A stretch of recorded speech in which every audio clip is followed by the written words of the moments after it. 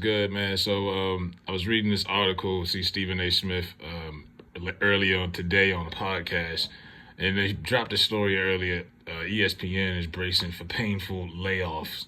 They're going to be laying off, they're saying, 7,000 people because Disney is doing pay cut costs, and they're about to get rid of 3% of their workforce. So you've seen the last year or two, a lot of these companies like Tesla and some of these companies reinforcing coming back to the office, no more remote work.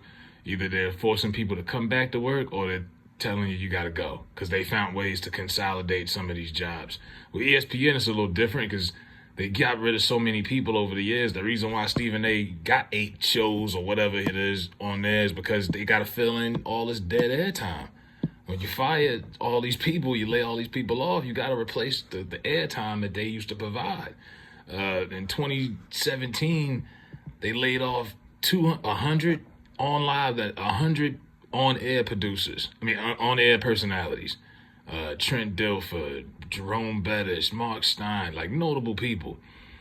In recent years, they've gotten rid of a bunch of the older guys, like we used to see, like Mike Dicker and Merle Hodge and this guy, that guy. They've gotten rid of some of the conservative people that they would have on there. 2015, they got rid of 300 people. What it looks like now, and like I said, years ago, ESPN used to be the place to be. That was the place everybody wanted to work. I remember I used to go on the website and be looking at career jobs and all that. I'm like, that got to be a nice place to work. Now, a lot of people I used to see on there or on YouTube, they got podcasters. Marcellus Wiley went from ESPN to Fox Sports. Now he's got his show on YouTube, his podcast. Whitlock, Michael Smith, hell, even Jamel Hill, not a fan. But, everybody has gotten into their own independent media. The smart ones, at least. Like some of these people that you've been seeing, you probably won't see again. Like, you might not see Kendrick Perkins up there again.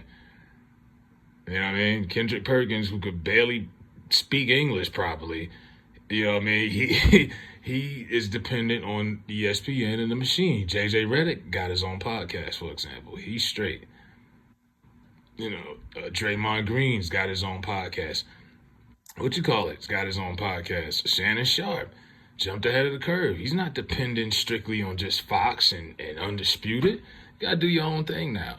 And independent media is basically where it's at. It's going to get to a point where ESPN is going to just be a network that just broadcasts just live sports.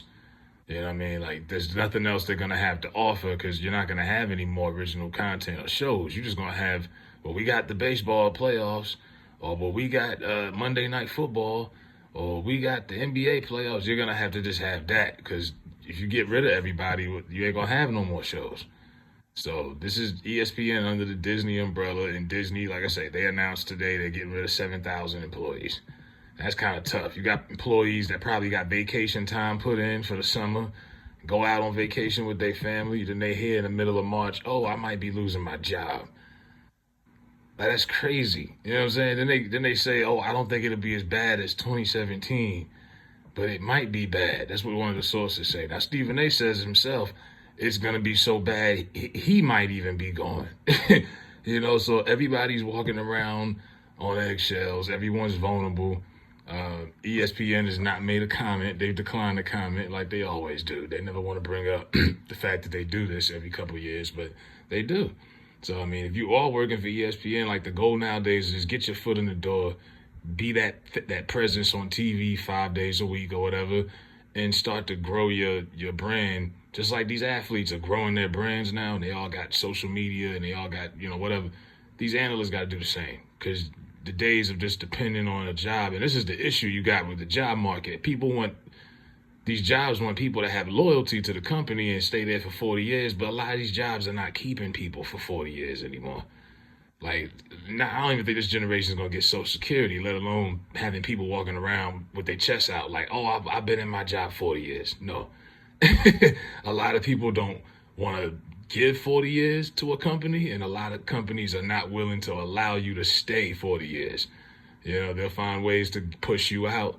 They'll freeze your money amount that you can make after a certain time there. It's ways around. But that structure that we used to have in this country where you could just work and you could lean on your job, and they could also, there was loyalty back and forth. There was a relationship between that.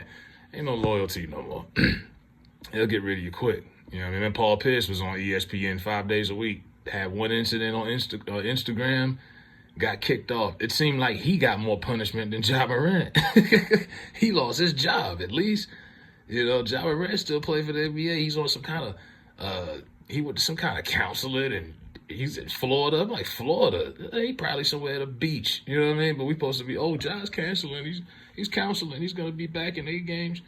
But yeah, this sucks for the people that work there. And even though I'm not a big fan of this network anymore, and I don't watch it like I used to, there are a lot of good people that are working there, not just behind the scenes, but they're talking on face personality. So it's going to be more than just people behind the scenes. They're going to be yanking a lot of these people off. So some of these people who you might be tired of, like Jay Williams, some people don't like Jay Williams.